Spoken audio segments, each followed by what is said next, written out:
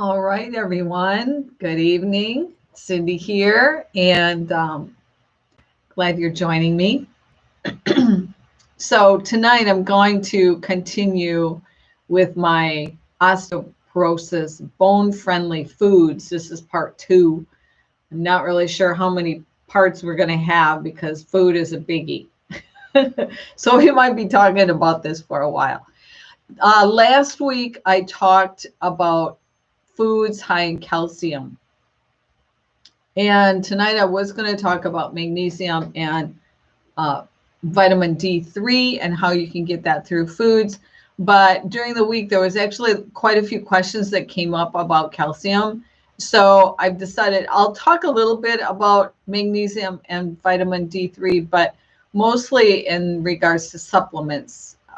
So let's get started here. I'll put on my reading glasses for you.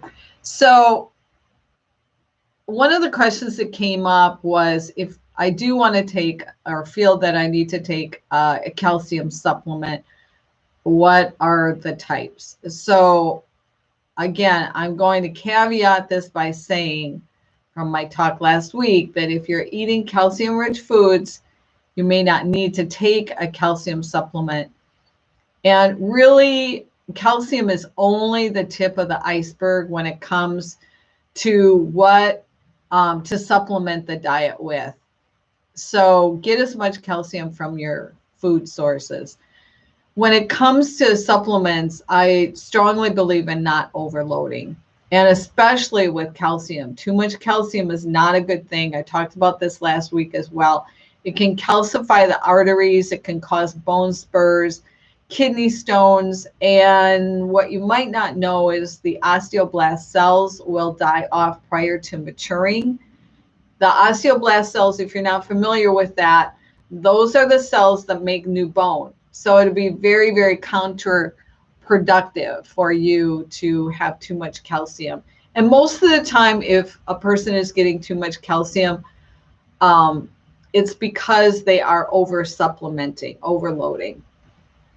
So with that being said, if you feel you must take a supplement for calcium, the next question, and this came up quite a bit over the week, was, well, what type of calcium is the best type of calcium to take? So I wanted to spend a couple of minutes tonight to talk about that.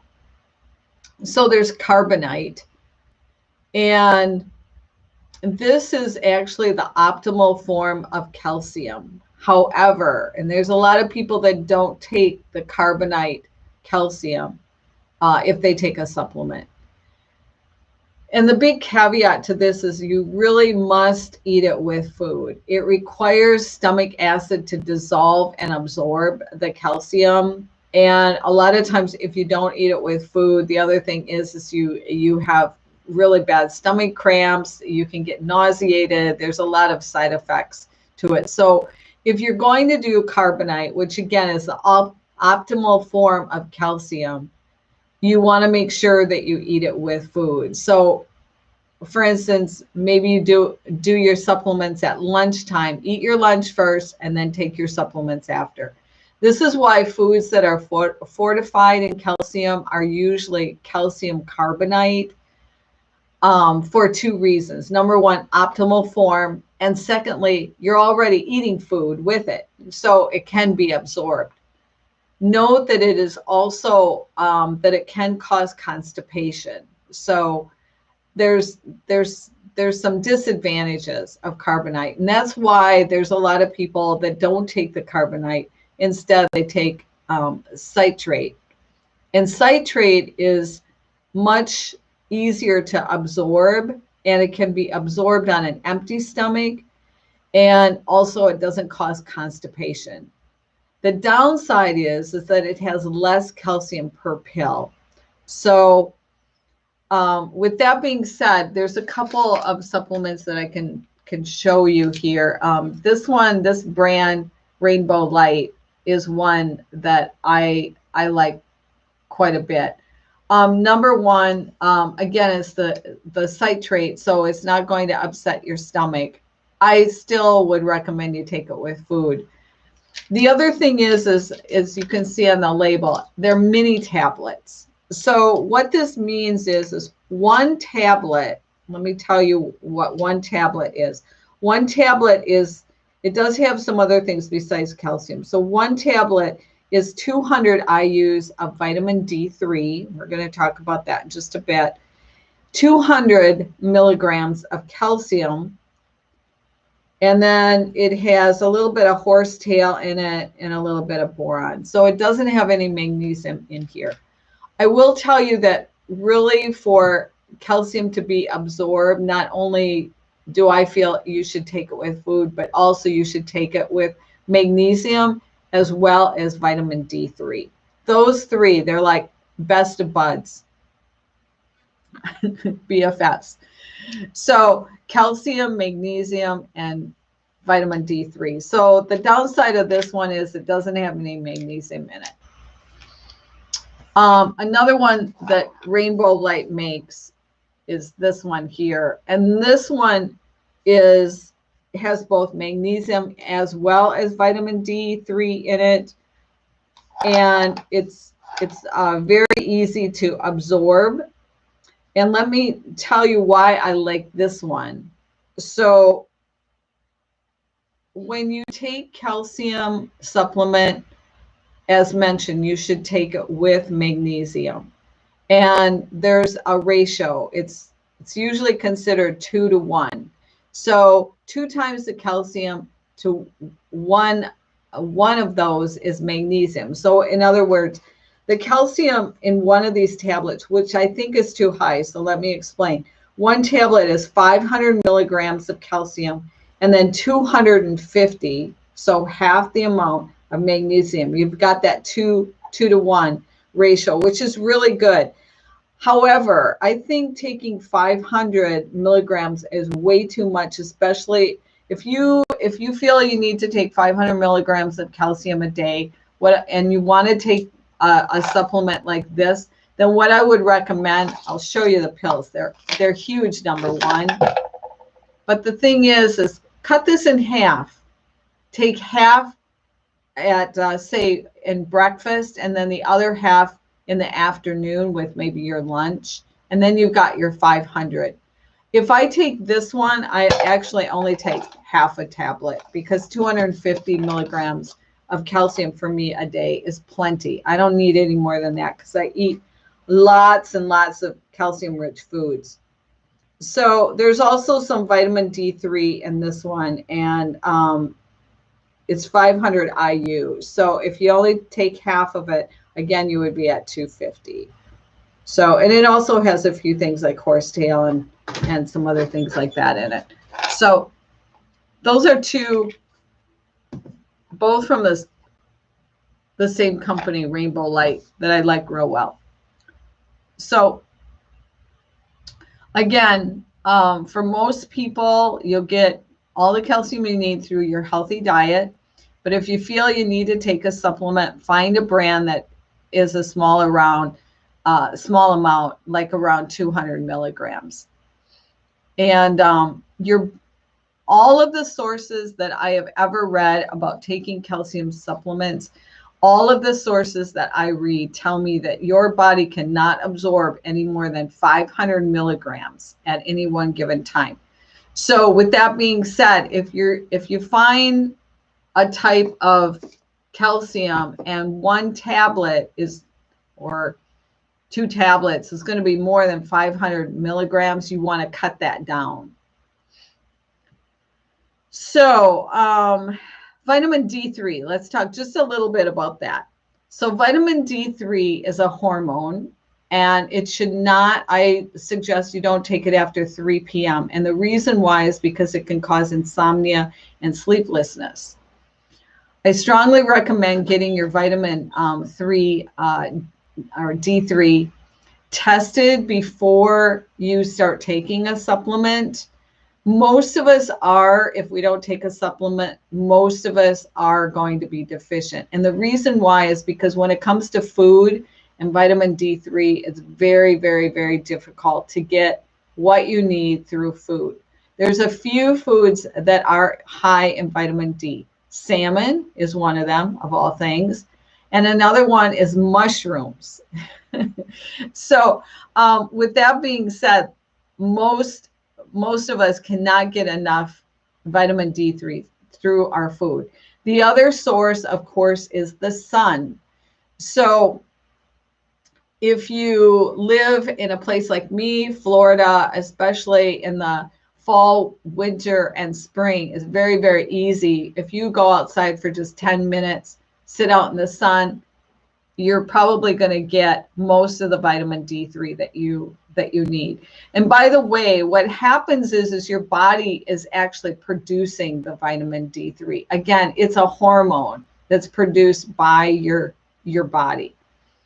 However, of course, all of us are not fortunate enough to live in Florida. So you live maybe in the state of Wisconsin or Minnesota or even in Canada or someplace that's cold. So your levels of vitamin D3 can actually change during the year. And that's the other reason why I strongly suggest, if at all possible, you get a blood test before you take any supplement. For most people, the supplements that you find out on the market usually are anywhere from 1,000 to way up to 10,000 IUs. Certainly do not, again, I do not believe in overloading, and start maybe with 2,000 and move up from there. I have heard of some individuals where their doctor has prescribed like a 50,000 vitamin D3 supplement. And I don't know, I would really be asking my doctor, how is my body going to absorb that? Because I just feel like, especially because it's a hormone, I would think that there might be some adverse effects. So just be careful with that and maybe ask your doctor why that is. So that's a little bit about vitamin D3. The other thing that I want to talk about tonight, and this is something that came up during the week. I wasn't going to talk about it, but there were some questions and some comments about auscultates. And a lot of your foods that are high in calcium are also have auscultates in them. So first of all, fact or fiction? So here's the thing. Bottom line, I'm going to tell you bottom line first. If you are healthy and you do not, I repeat, you do not have a history of calcium, oxalate, kidney stones, eating foods that contain auscultates should not be a problem. Even urologists who treat kidney stones now only recommend restricting auscultate foods in people who have a high level of ausculates in their urine. So if you do have a history of kidney stones or have had issues in the past, then by all means talk to your doctor about whether to limit the auscultate content of your diet.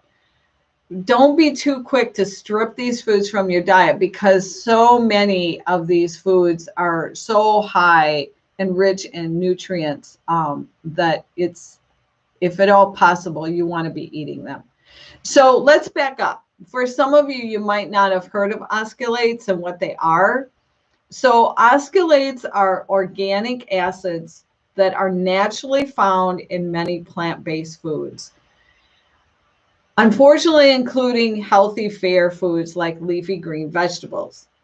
Ausculates contain, the ausculate content of green leafy foods varies from substantial amounts. For instance, beet greens, the tops of the beets, some people eat those because they're high in calcium and have a lot of nutrients, but they are very, very high in ausculates. So a leafy green vegetable that's very low is watercress. So the purpose of ausculates, why is this? Why does nature have this? Ausculates is used to protect plants against predators. And for instance, you know, the little rodents that might grow on different green leafy vegetables, or not rodents, but pests, excuse me. Since they have a bitter taste. Bugs and other like little critters that devour plants will shy away from them. So auscultates usually have more of a bitter taste. Diet is not the only source of auscultates. Your body can make auscultates on its own, and it also will make it from, believe it or not, vitamin C. So here's the facts. About 80% of all the auscultates in your body are synthesized internally. So in other words, meaning that your body produces them. Only about 20% of the auscultates in your body come from food. I want to say that again, because again, there's so many people that shy away because they're like, oh, this food has auscultates, I need to stay away from that. Again, yes, if you have kidney stones or a history of kidney stones, ask your doctor about that. But if you don't have any history, again, only 20% of auscultates in your body comes from food. The rest, your body automatically produces on its own. So auscultates can cause problems for certain people. Since your body makes oxalates, they're not foreign to the human body. However, they get a bad rap because they bind to minerals such as iron and calcium, and they reduce their absorption from the digestive tract. In addition, when auscultates bind to calcium, they form calcium oxalate crystals, the cause of calcium oxalate kidney stones. About 65% of kidney stones are made of calcium oxalate. For this reason, doctors recommend that people with a history of kidney stones limit the amount of oxalate-rich foods in their diet. Since the human body can make oxalates from vitamin C, they also don't recommend taking high doses of vitamin C in supplement form. So again, in supplement form. Vitamin C, I haven't talked about that, but there are so many foods that you can get vitamin C from that I strongly suggest that you really, if you're eating healthy and you're eating vegetables and fruits, you're getting plenty of vitamin C. So again, a caveat, however, the average person who doesn't have a strong family history of kidney stones or a personal history is not likely to develop calcium oxalate kidney stones if they eat foods that are high in oxalates. Your body is equipped at metabolizing and eliminating these organic acids, such as oxalates. So a healthy person who eats a varied diet should not have a problem with dietary oxalates in their foods. If you don't have a history of kidney stones, eating foods that contain oxalates is unlikely to cause an issue. Remember that dietary oxalates make up only about 20% of the oxalates in the human body. So for most of us, oxalates will not pose a problem. So the other question that you might be asking is, what foods then are high in oxalates? So here's a short list. Black tea, beans, not talking about green beans, I'm talking about like beans, legumes. Beet greens, already talked about that. Spinach, Swiss chard. All of your fruits, believe it or not, all of your fruits can be high in oxalates. Almonds and Brazil nuts are high in oxalates. Whole grains, buckwheat, quinoa, and unfortunately, dark chocolate. Okay, so eliminating these foods out of your diet when you don't have a problem metabolizing oxalates would be short-sightedness, in my opinion. Plus, it's difficult to eliminate all oxalates from your diet. And even if you do, your body's still going to produce about 80%.